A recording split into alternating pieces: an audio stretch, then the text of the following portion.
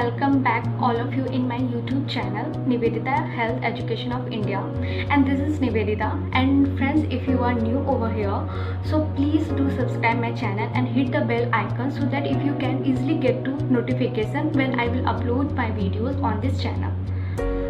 तो आज के इस वीडियो में हम लीवर फंक्शन टेस्ट यानी LFT टेस्ट के बारे में बताएंगे।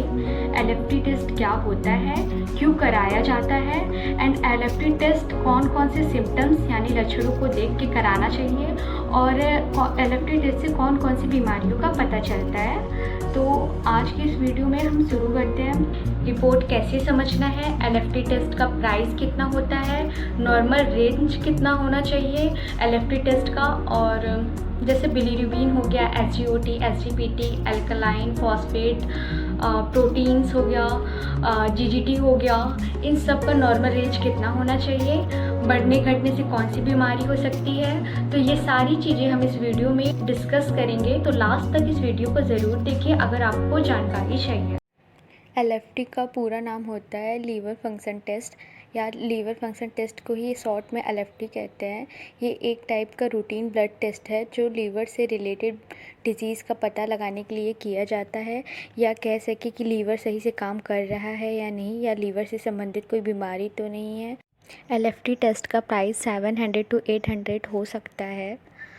सेकंड, इसमें फास्टिंग सैंपल देने की ज़रूरत नहीं है, खाना खाने के बाद भी आप ये टेस्ट करवा सकते हैं। थर्ड, ब्लड सैंपल लिया जाता है, या कह सके तो SST ट्यूब में ब्लड सैंपल या सीरम सैंपल लिया जाता है, और आपको रिपोर्ट सेम डे मिल सकती है।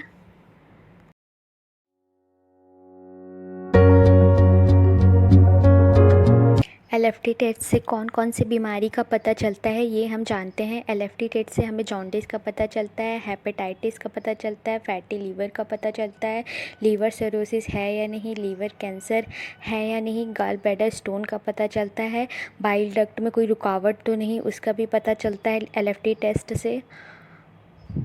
तो लीवर फंक्शन टेस्ट कौन कौन से सिम्टम्स या लक्षणों में करवाया जाता है।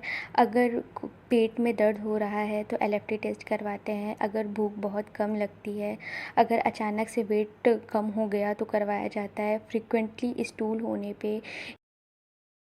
एसिडिटी होती है, डाइजेस्टिव से रिलेटेड कोई प्रॉब्लम हो तो हम LFT टेस्ट करवाते हैं, या जॉन्डिस, हेपेटाइटिस के सिम्टम्स में करवाया जाता है। इसमें क्या सिम्टम्स होते हैं कि आंखें येलो हो जाती हैं, स्किन येलो हो जाती है, तो इन सब सिम्टम्स को देख के LFT टेस्ट करवाते हैं। नोज़िया, वॉमिटिंग और ईचिंग होती है बॉडी में तो करवाते हैं, और बॉडी में अगर स्वेलिंग हो रही है तो हम करवाते हैं। इन सब केसेस में हम LFT टेस्ट करवाते ही हैं। तो LFT टेस्ट को पूरा समझने से पहले हमें ये जानना चाहिए कि हमारे लीवर का क्या काम है। तो पहला, तो हमारे बॉडी का सबसे लार्जेस्ट इंटरनल ऑर्गन लीवर होता है, और लीवर का सबसे मेन काम खाने को डाइजेस्ट करने का होता है, जैसे कि कार्बोहाइड्रेट, प्रोटीन, लिपिड्स, फैट, इन सब को डाइजेस्ट करने का काम करता है। इसके बाद हमारे शरीर में किसी भी टॉक्सिन्स को प्योरीफाई करने का काम करता है, ब्लड को प्योरीफाई करता है। अगर हमारी बॉडी में वेस्ट केमिकल्स हो गए तो यूरिया, अमोनिया, ड्रग, इन सब को एनिमुलेट करता है। फिर इसके बाद हमारे बॉडी में एक्सेस शुगर को ग्लाइकोजन के रूप में डिपॉजिट कर देता है, तो जब हमारे बॉडी को चाहिए होता है तो रिलीज़ करता है, यानी कि ये एक्सेस शुगर को लीवर में डिपॉजिट करता है। फिर इसके बाद कुछ vitamin A, D, E, K, minerals को स्टोर करता है। इसके बाद कुछ प्लाज्मा प्रोटीन बनाता है, जैसे एल्बुमिन, ग्लोबुलिन, फाइब्रिनोजन और ब्लड क्लॉटिंग फैक्टर हो गया, तो लीवर बनाता है इसको। इसके बाद बाइल जूस बनाता है जो हमारे पाचन में हेल्प करता है।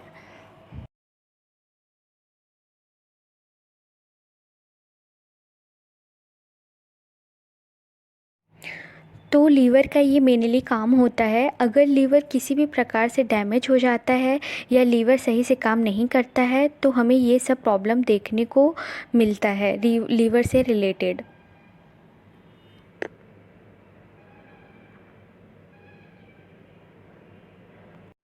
तो एलएफटी टेस्ट के रिपोर्ट को समझते हैं कि कैसे आपको एलएफटी टेस्ट के रिपोर्ट को समझना है।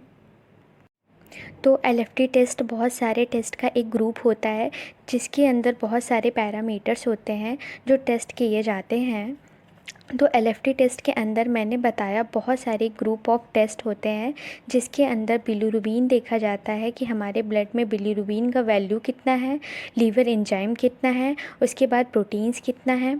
तो बिलीरुबिन में 3 टाइप्स की बिलीरुबिन का पता लगाया जाता है, टोटल बिलीरुबिन, डायरेक्ट बिलीरुबिन और इनडायरेक्ट बिलीरुबिन। उसके बाद लीवर एंजाइम्स देखा जाता है जो लीवर द्वारा प्रोड्यूस्ड होता है, एसजीओटी देखा जाता है, एसजीपीटी देखा जाता है, एल्कलाइन फॉस्फेट देखा जाता है, जीजीटी देखा जाता है कि हमारे ब्लड में इसका वैल्यू कितना है। इसके बाद प्रोटीन देखा जाता है कि टोटल प्रोटीन कितना है, एल्बुमिन, ग्लोब्युलिन दोनों का कितना रेशियो है। फिर हम उससे पता करते हैं कि हमारे बॉडी में कौन सा डिज़ीज़ है। तो सबसे पहले हम बिलीरुबिन के बारे में जानते हैं। तो हमारी बॉडी में टोटल बिलीरुबिन 0.3 to 1.2 mg/dl होता है।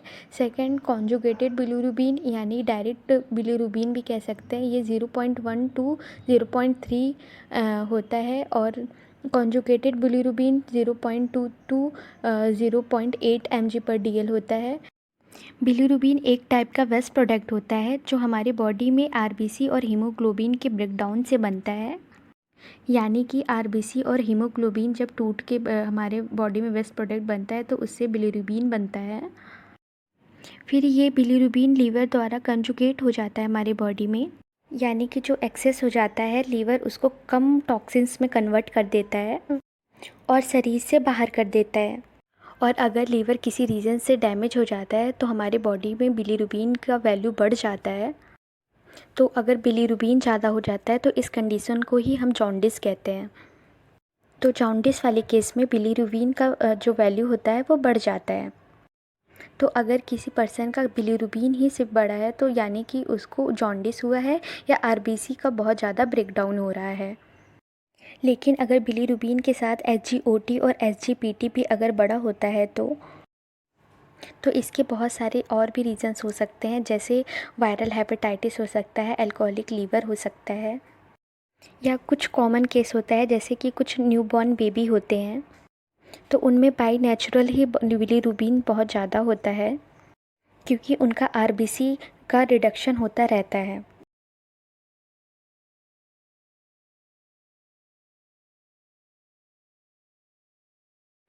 उसके बाद एसजीपीटी देखा जाता है, इसको एएलटी भी बोला जाता है। इसका पूरा नाम एलानाइन एमिनो ट्रांसफेरस होता है। एसजीपीटी का पूरा नाम सीरम ग्लूटामीन पायरुविक ट्रांसअमीनेस होता है।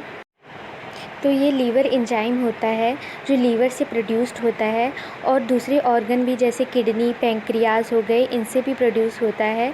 और अगर इसका लेवल बढ़ जाता है तो हम ये भी देखते हैं कहीं लीवर बड़ा तो नहीं है, लीवर बड़े होने का केस तो नहीं है।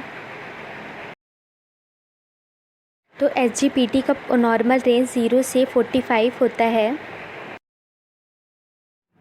अगर थोड़ा या नॉर्मल रेंज से ज़्यादा बड़ा होता है ये तो इसको माइल्ड टू मॉडरेट मानते हैं। इस केस में फैटी लीवर होता है तो इसमें एसजीपीटी बड़ा होता है, अल्कोहलिक लीवर डिजीज़ हो जाता है या बाइल डक्ट में किसी टाइप का ऑब्स्ट्रक्शन होता है। नॉर्मली क्या होता है, एक्सरसाइज करने से, fatty food, oily spicy food, मसाले वाले खाने को कम करने से या एक्सरसाइज करने से तो हमारा लीवर नॉर्मल हो सकता है, यानी एसजीपीटी का रेंज जो है वो नॉर्मल हो सकता है। तो ऐसे में हेपेटाइटिस ए, हेपेटाइटिस बी ये सब हो सकता है, तो डॉक्टर से कंसल्ट करना चाहिए इसमें। इसके बाद एसजीओटी होता है, इसे एएसटी भी बोला जाता है। तो एसजीओटी, एसजीपीटी ये दोनों ही लीवर एंजाइम होता है जो एसजीओटी लीवर के साथ साथ दूसरे ऑर्गन में भी मौजूद होता है। एएसटी का पूरा नाम एस्पार्टेट एमिनो ट्रांसफेरास होता है और एसजीओटी का पूरा नाम serum glutamic oxalo acetic transaminase होता है। तो SGOT हमारे लीवर के साथ साथ हमारे ऑर्गन्स में भी प्रेजेंट होता है, जैसे हार्ट, स्केलेटल या अदर ऑर्गन होते हैं हमारी बॉडी में। अगर SGOT SGPT दोनों बढ़ा हुआ है तो लीवर में दिक्कत होता है। अगर बस SGOT बढ़ा है तो इसको लीवर से रिलेटेड डिजीज़ नहीं माना जाता है, यानी किसी और ऑर्गन के डैमेज होने से SGOT की वैल्यू बड़ी होती है। इस केस में SGOT का नॉर्मल रेंज 0 से 45 होता है और अल्कोहलिक लीवर डिजीज़ में SGOT की वैल्यू बढ़ी हुई होती है SGPT के मुकाबले। लेकिन कुछ दूसरी समस्या जैसे fatty liver, alcoholic liver disease, उस केस में भी SGOT SGPT की वैल्यू बढ़ जाती है।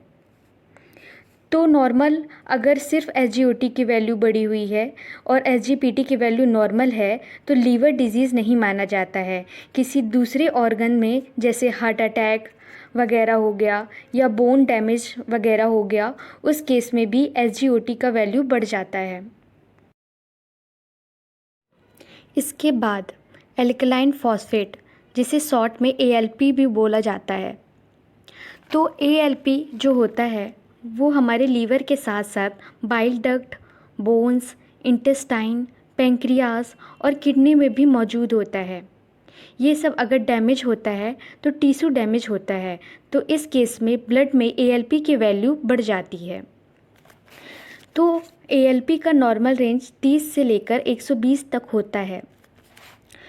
तो अगर बाइल डक्ट में रुकावट या पथरी हो जाती है, सिरोसिस हो जाता है या लीवर कैंसर हो जाता है या किसी को बोन की समस्या है, तो इस केस में भी ALP का वैल्यू बढ़ जाता है। अगर किसी पर्सन का बस ALP बढ़ा होता है तो उसे लीवर के अलावा किसी और ऑर्गन का केस माना जाता है, जैसे बोन का डैमेज हो जाना, हड्डियों की कमजोरी की वजह से, मसल डैमेज होने की वजह से एल्कलाइन फॉस्फेट का वैल्यू बढ़ जाता है। इसमें नॉर्मली प्रेग्नेंट लेडी और बच्चे का वैल्यू बढ़ा हुआ ही आता है। इसके बाद ALP का वैल्यू अगर माल न्यूट्रिशन हो जाए या जेनेटिक प्रॉब्लम होता है या हार्ट सर्जरी होती है तो इस केस में भी ALP का वैल्यू कम हो जाता है। इसके बाद GGT, इसे गामा ग्लूटामाइल ट्रांसफरेज भी कहते हैं। इसका नॉर्मल रेंज जो होता है वो 9 से लेकर 48 तक होता है। ये इसलिए करवाया जाता है कि लीवर किस वजह से डैमेज हुआ है, जैसे अल्कोहल लेने की वजह से। GGT टेस्ट बेसिकली मेजर करता है कि बोन को या डैमेज की वजह से ALP बढ़ा है या किसी और रीजन की वजह से ALP बढ़ा है। अगर सिर्फ ALP का वैल्यू बढ़ा हुआ है तो GGT नॉर्मल है तो बोन डैमेज होने के का चांसेस हैं।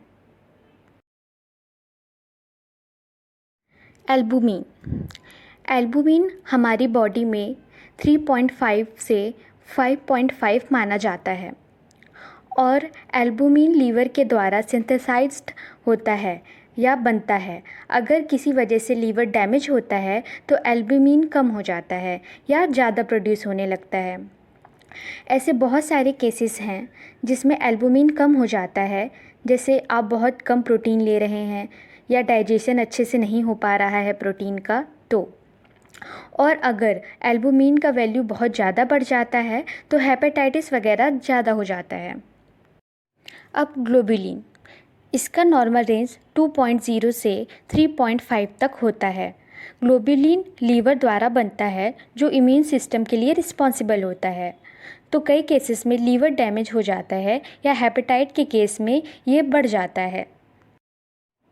AG रेशियो यानी एल्बुमिन और ग्लोबुलिन का रेशियो। नॉर्मली एल्बुमिन और ग्लोबुलिन का रेशियो 1 से 2 के बीच में होना चाहिए। अगर 2 से ज़्यादा है तो लीवर डैमेज होने के चांसेस होते हैं। अगर लो हो गया तो यानी एल्बुमिन का प्रोडक्शन ज़्यादा हो गया है। इसके बाद टोटल प्रोटीन जो होता है इसका मतलब एल्बुमिन और ग्लोबुलिन का टोटल वैल्यू कितना है। तो टोटल 6 से 8 होता है। तो कई केस में भी ऐसा होता है कि प्रोटीन बढ़ जाता है।